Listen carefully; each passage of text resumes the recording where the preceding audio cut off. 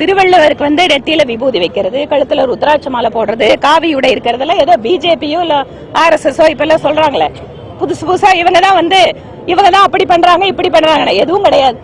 நீங்க பழைய நம்மளோட ஆதீனங்கள், நம்மளோட மடத்துல சைவ மடங்கள் எல்லாம் பாத்தீங்கன்னா திருவள்ளுவரோட போட்டோவை எப்படி வச்சிருக்காங்கன்னு பாருங்க. முழுவதுமாக மத அடையாளங்களோடு இருப்பவர் தான் திருவள்ளுவர். நம்முடைய ஹிந்து கடவுள்களை பற்றி, ஹிந்து மதத்தை பற்றி திருக்குறளில் பேசி இருக்கக்கூடிய திருவள்ளுவருக்கு காவியோட போட்டா என்ன தப்பு? நெத்தியில திருநீர் வச்சா என்ன தப்பு? எங்க திருநீர் வைக்கிறது காவியோட போடுறது என்ன தேச விரோதமா? தேச விரோத சக்திகளோட எல்லாம் கூட்டணி வச்சிட்டு இருக்காங்க, குண்டு வெடிக்கிறவங்களோட எல்லாம் கூட்டணி வச்சிட்டு இருக்காங்க, வெளிப்படையா அவங்களுக்கு ஆதரவா பேசுறாங்க.